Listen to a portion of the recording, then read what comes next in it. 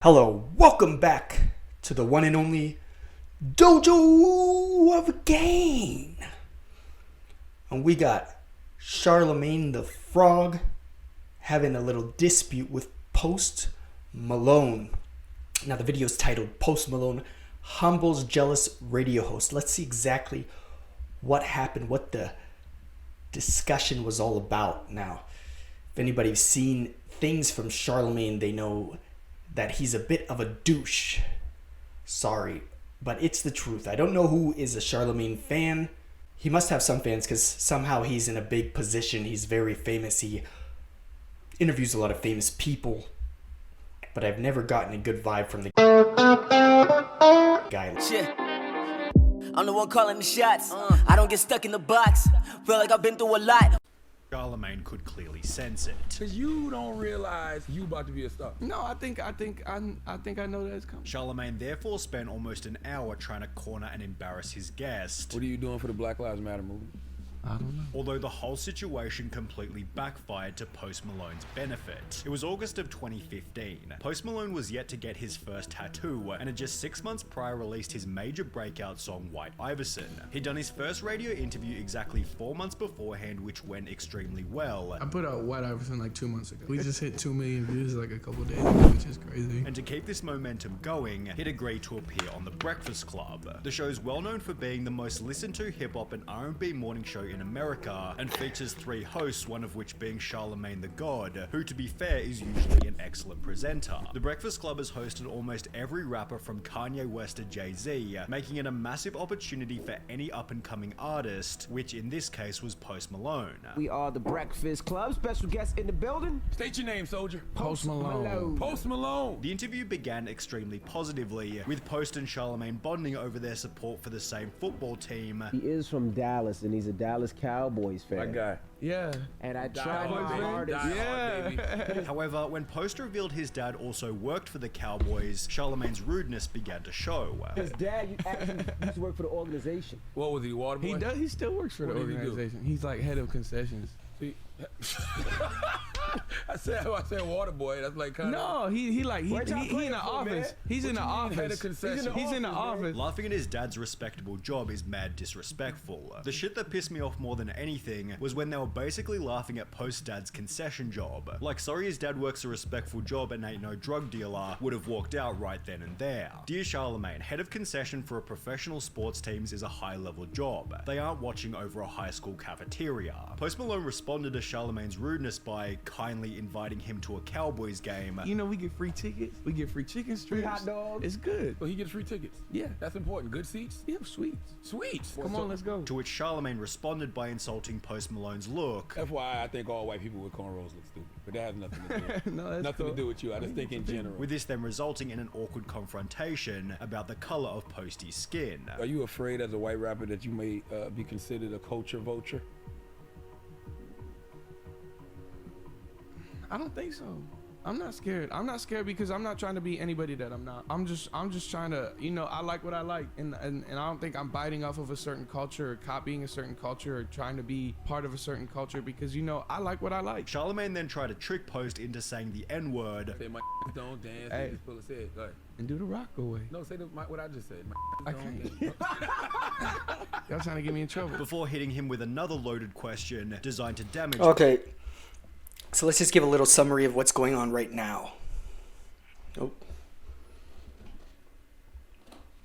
Camera's always lagging.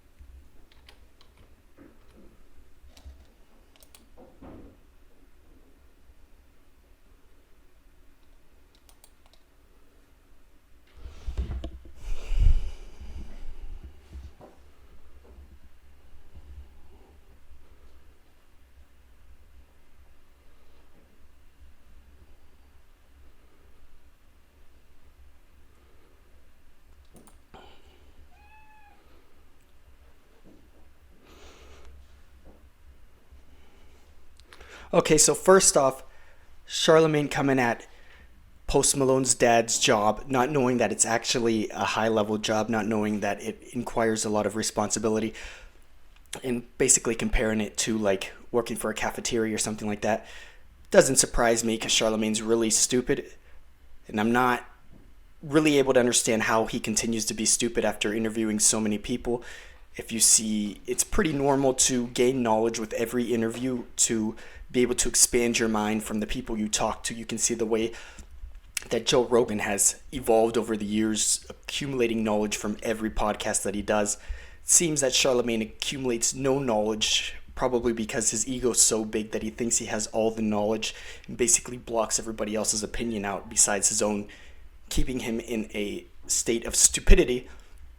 He basically has the intelligence of a 20-year-old in whatever age he is, 50 or whatever he is, or at least his persona, his public persona does. Maybe he's playing a character, which he might be. He's also openly racist. He has been openly racist on many occasions towards white people, but it's not an issue, right? Because they're white. You're allowed to be racist against nobody except white people for whatever reason. So Charlamagne gets away with it, but the way he was coming at him and calling him a culture vulture because he's white making rap music wouldn't be acceptable the other way around. Charlamagne has a history of doing this to white guests. I think that he has something against white people. I do believe that he's a racist against white people. There's plenty of evidence to go for that. And yes, you can be racist against white people. You can be racist against anyone. That's just stupid thinking to think otherwise. The whole entire idea, really, of culture vulture or cultural appropriation does not exist anyways within the realm of reality, because everything that we do is a mixture of a variety of cultures. The clothes that we wear, the food that we eat, the technology that we use. If you were to be 100% faithful to your culture, you would be extremely limited in what you could do. The entire human species is a mix of different cultures in modern times. Plus, the idea of somebody being from a specific culture is even kind of dumb in and of itself if you really think about it, because almost everybody on Earth at this point is mixed with different races.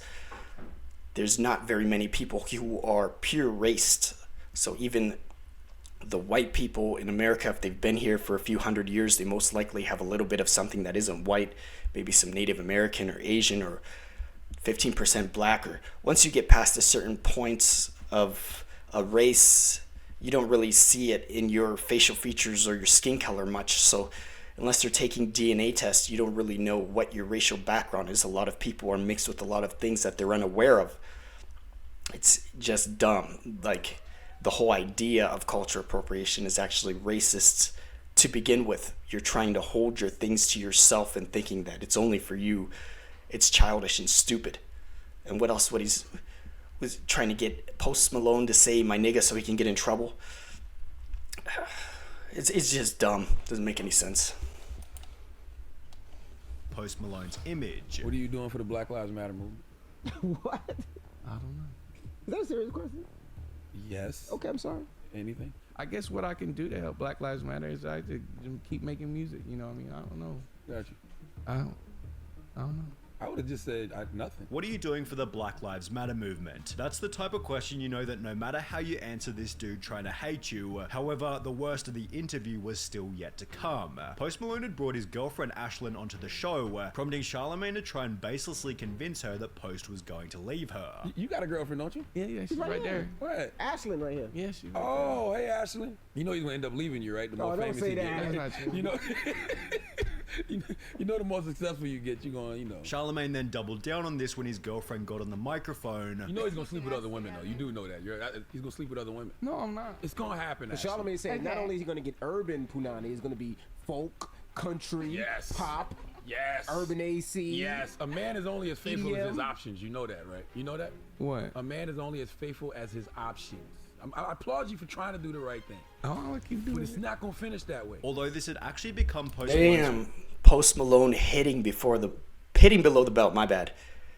Everybody who's a man knows the bro code. everybody who has respect for someone else is going to try to talk them up in front of the girl, not bring them down. That's obviously extreme disrespect coming from Charlamagne. I know he knows the bro code because he's a man. Everybody knows it. Otherwise, if you have friends that are guys, it's like automatic male culture. It's international. It doesn't matter what country you go to. Men have that code. Like trying to bring him down in front of his girlfriend, that's just straight disrespect too.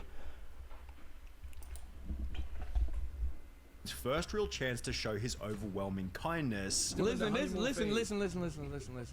Here's so y'all don't get. I'm not a normal person. I'm a different type of man, and she's not a normal woman. She's an angel. She's an incredible person, and I don't think I'm ever gonna do nothing to ruin it. Which ironically gave him more audience favor than if it were just a standard interview. My respect for Post Malone went up after this. He stayed cool the whole time. The more I see a Post, the more I like him. He seems like a good dude. This wasn't awkward at all. He responded very well. Posty handled that better than any of us would have, although not every comment was quite so positive. A small percentage of viewers hated on Ashlyn for barely saying anything, prompting Post Malone's first response to the interview by tweeting, "I'm 20. I've done about 20 interviews in my life. Ashlyn's done about 1. If you're hating, get off our dicks. Doo-doo heads, bruh." Before Post Malone... It's not Ashley's responsibility to say anything. She wasn't even a guest on the show. She was called on by Charlamagne just so he could be a dick and cause issues. appeared on 106 KML to talk about Charlamagne himself. This about Charlamagne. What's up, Charlamagne? Homie. Holla at me. Ooh, say it to my face. I'm just joking. He's so stupid. I mean, I get it. I mean, that's his job. I mean, that's his job to be a troll on the radio and on the internet. I will say you handled that very No, that's what I'm saying. You know, you can't get too excited. Just gotta relax. It's not that serious. Post Malone expanded on this when talking to Ethan from the H3 podcast. They kind of came at you in a really shitty way. I think it's really easy to come at me. Just a guy that makes music, and not only that, but I feel like it's his job to be a troll. He should have said something. Like, if you're in that situation, it's a hell of a lot different. Of course. The internet's a funny place. Yeah. Yet Post Malone later explained in a Rolling Stone article that it might have been better to put the questions back on Charlamagne. "I wish I'd said, 'What are you doing for Black Lives Matter?' Some sassy shit to shut him up. Like, maybe my music's not the best, but I know I'm not a bad person, so you're just being a hater." Charlamagne being a hater made The Breakfast Club look so bad, they'd wiped the episode from their official channel and website, while Posty's humility opened up unexpected opportunities. He began touring with Justin Bieber, had an extremely successful debut album launch, and gained over 1 million Instagram followers, prompting The Breakfast Club to invite him back for another interview,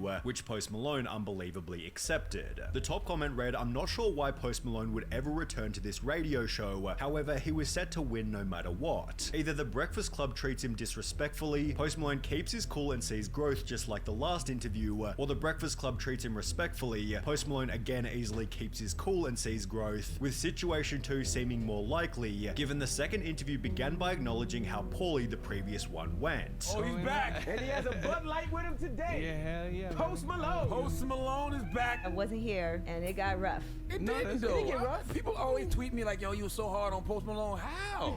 We had a conversation. Well, you did say that he was gonna lose his girl, but And she's here. However, Charlamagne's jealousy had only gotten worse, What's the couple weeks hardest ago. thing? Is it like the stardom? Is it the money? Is it the fame? resulting in him instantly trying to sabotage Post's relationship with Justin Bieber. He got mad girls in the studio, Oh yeah, I'm sure. mad drugs, Oh, mad stop. alcohol. A little You never weed been over there? probably. Oh, in the studio? Yeah. Oh no, I mean not really. You never been in the studio with him with a bunch of No, girls? yeah, I mean not really. This man eats salmon 3 times a day.